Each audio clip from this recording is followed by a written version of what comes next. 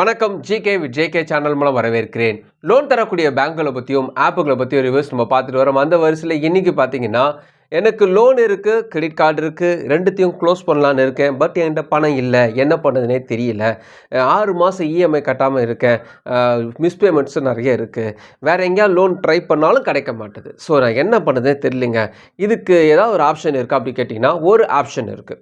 இந்த ஆப்ஷன் பொறுத்த வரைக்குமே நீங்கள் ஒரு 1 லட்ச ரூபா கட்ட வேண்டிய பேமெண்ட்டில் ஒரு 30,000 ரூபா கட்டிட்டு, அதாவது ஒரு 25% வரைக்குமே கட்டிட்டு நீங்கள் வெளியே வர முடியும்.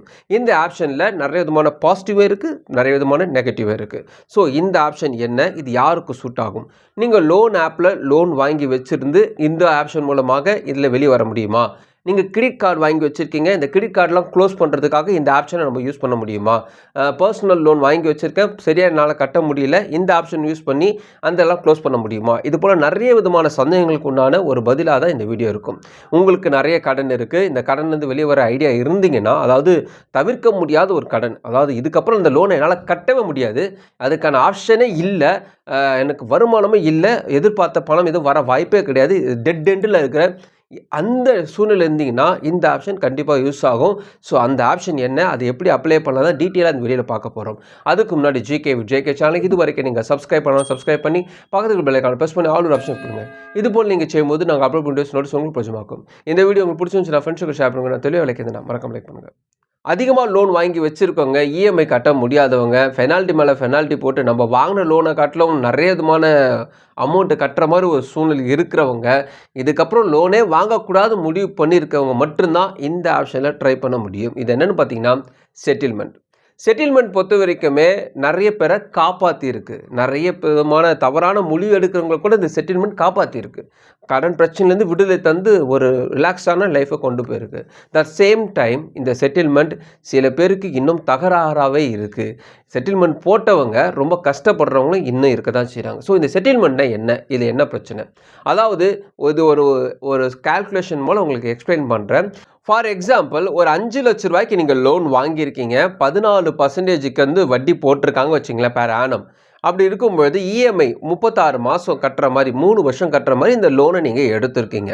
ஸோ அப்படி இருக்கும்பொழுது பார்த்தீங்கன்னா 2021லேருந்து 2022 ஃபார் எக்ஸாம்பிளுக்காக சொல்கிறேன், ஒரு வருஷம் கட்டுறீங்க. ஒரு வருஷத்தில் இந்த 5 லட்ச ரூபாய்க்கு அசல் மட்டுமே எவ்வளோ கட்டியிருப்பீங்கன்னா 1,66,800 ரூபா நீங்கள் கட்டியிருப்பீங்க. நான் ஃபார் எக்ஸாம்பிளுக்காக சொல்கிறேன்.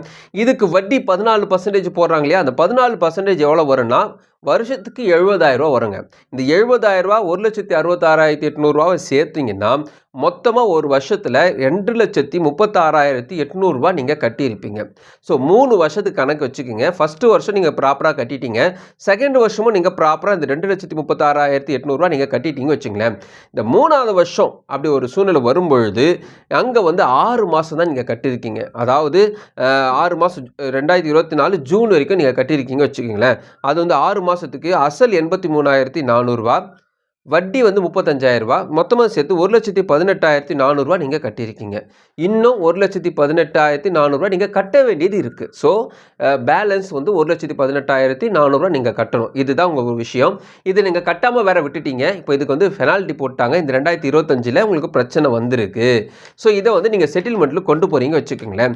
அப்படி செட்டில்மெண்ட் கொண்டு போகும்போது மொத்தமாக நீங்கள் எவ்வளோ கட்டியிருக்கீங்க இந்த 2 வருஷத்தில் ப்ளஸ் இந்த 6 மாதம், 2 வருஷம் ப்ளஸ் 6 மாதம் சேர்த்து எவ்வளோ கட்டியிருப்பீங்கன்னா 5,92,000 ரூபா நீங்கள் கட்டியிருப்பீங்க மொத்தமாக அசல் வட்டி சேர்த்து. செட்டில்மெண்ட் போடும்போது பார்த்தீங்கன்னா இது எப்படி போடணும், யாருக்கிட்ட போடணும், இது வந்து எப்படி இது ஃபார்மாலிட்டி நடக்கும், இதை விஷயத்தை உங்களுக்கு அப்புறமா எக்ஸ்பிளைன் பண்ணுறேன். நான் வந்து கால்குலேஷனை கம்ப்ளீட் பண்ணிடுறேன். ஸோ இப்படி போகும்பொழுது அந்த செட்டில்மெண்ட்டில் அவங்க என்ன பண்ணுவாங்கன்னா, வாங்கின 5 லட்சத்தில் உங்களுக்கு வந்து சில நிபந்தனைகளோட அந்த வட்டியெலாம் கட்ட தேவையில்லை. 1,18,000 ரூபாயில் வட்டியை கழிச்சிட்டு 83,000 வருது இல்லையா, அந்த 83,000 ரூபாயிலே இது வரைக்கும் நீங்கள் ஏதாவது பெனால்ட்டி கட்டியிருக்கீங்க, வேறு ஏதாவது பெனால்ட்டி போட்டிருக்காங்க போது அதெல்லாம் மைனஸ் பண்ணி 25% அந்த அமௌண்ட்டில் 25% அல்லது 30% வரைக்குமே கட்டுற மாதிரி ஒரு ஆப்ஷன்ஸ் கொண்டு வருவாங்க. ஃபார் எக்ஸாம்பிளுக்கு 83,000 ரூபா அசல் இருக்கு இல்லையா, அதில் வந்து 35,000 ரூபா கட்டினா போதும், நீங்கள் இந்த செட்டில்மெண்ட் போட்டு வெளியே வரலாம் சொல்லுவாங்க. பேங்க் சைடில் இந்த செட்டில்மெண்ட் எப்படி செயல்படுத்துவாங்க, எப்போ இந்த செட்டில்மெண்ட்டை கொண்டு போனால் கரெக்டாக இருக்கும்? எல்லாருக்கும் இந்த செட்டில்மெண்ட் செட் ஆகாது. இந்த செட்டில்மெண்ட்டை பொறுத்த வரைக்குமே டைம் இருக்குது. டைமை பொறுத்த வரைக்குமே நீங்கள் வந்து கரெக்டாக அந்த இயர் எண்டிங் சொல்லுவாங்க இல்லையா, அக்கௌண்ட்ஸ் க்ளோசிங் டைமில் போகணும். மார்ச் ஏப்ரல் டைமில் போனீங்கன்னா இது செட்டில்மெண்ட் 1 மாதத்துலேயே முடிஞ்சிடும்.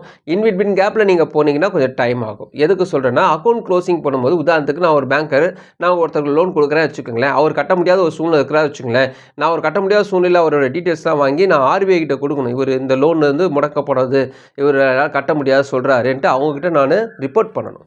ஸோ அதுக்கான டைம் தான் இது. இப்போ நீங்கள் பேங்கர்கிட்ட போகிறீங்க, என்னோட செட்டில்மெண்ட் போடலாம் நீங்கள் கேட்கும்போது அவங்க தான் என்னென்ன காரணத்துக்காக இந்த செட்டில்மெண்ட் போகிறீங்கன்னு ஒரு லிஸ்ட்டு கொடுப்பாங்க. விபத்துகள் மற்றும் இழப்புகள், முக்கியமான விஷயங்கள், இதுக்காக மட்டும்தான் செட்டில்மெண்ட்டை அவங்க ஒத்துப்பாங்க. தகுந்த ரீசன் இருந்துச்சுன்னா, இவரால் கட்ட முடியாத ஒரு சூழ்நிலை இருந்துச்சுன்னா மட்டும் தான் அதை அவங்க செய்வாங்க. அப்படி அவங்க பார்த்துட்டு ஆர்பிஐ கொண்டு போயிட்ட பிறகு ஆர்பிஐயோடைய அணுகும்படி அவங்க விஷயங்கள் சில அமௌண்ட்டுக்கு ஏற்றபடி மேனேஜர்ஸுக்கு அதுக்கு அப்ரூவல் உண்டு. அதிகமான அமௌண்ட்டுக்கு கண்டிப்பாக ஆர்பிஐயோட கண்ட்ரோலுக்கு போகணும் அது.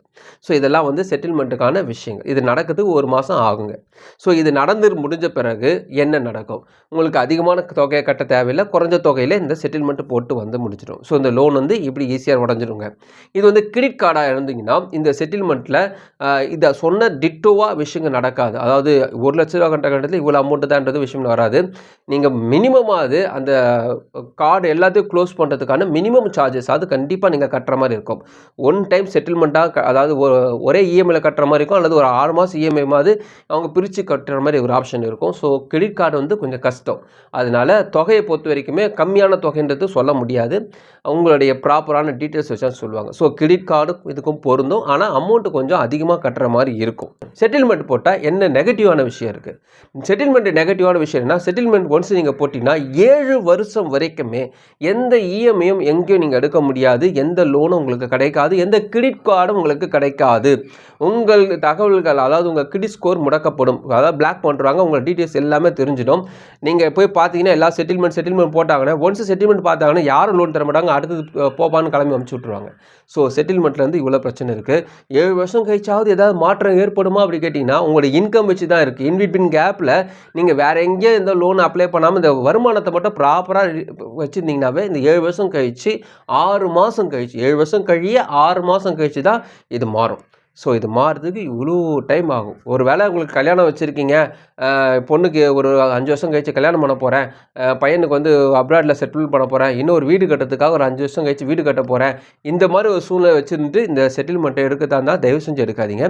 ஏன்னா உங்களுக்கு அடுத்த லோன் கிடைக்காது. 7 வருஷன்றது இன்னும் டைம் ஆகும். அதனால் செட்டில்மெண்ட்ன்றதுன்னா, நீங்கள் வாங்கின சம்பளத்தை காட்டிலும் அதிகமான ஒரு பிரச்சனையில் மாட்டிக்கிட்டீங்க, என்னால் முடியவே முடியாது, எனக்கு உடம்பு சரியில்லை, ஆக்சிடென்ட் ஆச்சு, என்னால் வேலை செய்ய முடியாது, எனக்கு குடும்ப சூழ்நிலை ரொம்ப மோசமாக இருக்குது, பேங்க் அட்டாச்சர் தாங்க முடியல, என்ன கட்ட முடியாத ஒரு தொகையை சொல்கிறாங்க, என்னால் அதை கட்டவே முடியல, வாய்ப்பே இல்லை, அதை க்ளோஸ் பண்ணி தான் ஆகணும், நிம்மதியாக இருக்க விரும்புகிறேன், இந்த டெட் எண்டில் இருக்கிறவங்க மட்டும் தான் இந்த செட்டில்மெண்ட் பொருந்தும்.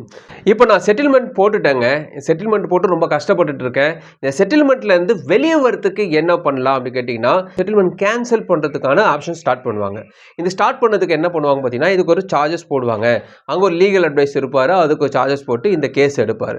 இந்த கேஸ் எடுக்கும்பொழுது பார்த்தீங்கன்னா, எவ்வளோ தொகை கட்டுறதுக்கு தயாராகிறாரோ அந்த தொகைக்கான விஷயங்கள், இப்போ பெனால்ட்டி என்ன, அதுக்கான டீட்டெயில்ஸ்லாம் அவங்க போட்டு காட்டுவாங்க. 1 லட்சம்ன்றது வந்து எக்ஸ்ட்ரா 20,000 30,000 கட்டுற மாதிரி இருக்கும். ஸோ அனைத்தையும் கட்டிட்டீங்க, செட்டில்மெண்ட்டு ரிலீஸ் பண்ணக்கான விஷயத்தையும் சொல்லிட்டாங்க. ஸோ அவங்க என்ன பண்ணுவாங்க பார்த்தீங்கன்னா, நோ அப்ஜெக்ஷன் லெட்டர்ஸ் என்ஓசி உங்களுக்கு கொடுத்துருவாங்க. பேங்க் சைடில் என்ஓசி உங்களுக்கு கொடுத்துட்ட பிறகு இது ப்ராசஸிங் ஆகிறதுக்கு 30 நாள்லேருந்து 90 நாளுக்குள்ள ஆக முடியும். ஸோ அதனால் லேட் ஆக வாய்ப்பு இருக்குது. நான் பேங்கிங் ஃபினான்ஸ் கம்பெனி நடத்தக்கூடிய லோன் ஆப்பில் நீங்கள் லோன் வாங்கியிருந்து செட்டில்மெண்ட் போடலாமா கேட்டிங்கன்னா அது சாத்தியப்படாது. ஏன்னா நான் பேங்கிங் ஃபினான்ஸ் கம்பெனிஸ் பொறுத்த வரைக்குமே ஒரு 8 இஎம்ஐ ஒரு 12 இஎம்ஐ வரைக்கும் தான் வந்து உங்களுக்கு அவங்க லோனே கொடுப்பாங்க. அப்படி போல் கொடுக்கும்போது பார்த்தீங்கன்னா, செட்டில்மெண்ட் ஒரு ஆப்ஷன்ஸ் வரும்போது அது சட்டுன்னு நடக்காது, கொஞ்சம் டைம் ரொம்ப நாள் ஆகும். அதாவது சுற்றி வளைச்சி போகிற மாதிரி இருக்கும். ஒரு ப்ரைவேட் பேங்க் அல்லது கவர்மெண்ட் பேங்க் ஒரு ஆப் ரிலீஸ் பண்ணியிருக்காங்க, அதுலேருந்து லோன் வாங்கியிருந்தா டேரெக்டாக பேங்கர்ஸ்லேருந்து இன்டர்மீடியேட் போல் அந்த பேங்க் மூலமாக இந்த ஆப் மூலமாக லோன் தரனால பேங்க்கை போய் நீங்கள் சந்திக்க முடியும். ஆனால் நான் பேங்கிங் ஃபினான்ஸ் கம்பெனிஸ் வந்து ஒரு ஆப் மூலமாக தராங்கன்னா, அந்த உதாரணத்துக்கு ஒரு XYZன்னு ஒரு நான் பேங்கிங் ஃபினான்ஸ் கம்பெனி இருக்காங்க வச்சுங்களேன், அவங்க ஏகப்பட்ட ஆப் ரிலீஸ் பண்ணியிருப்பாங்க. இந்த ஆப் அந்த ஆப்னு கிடையாது.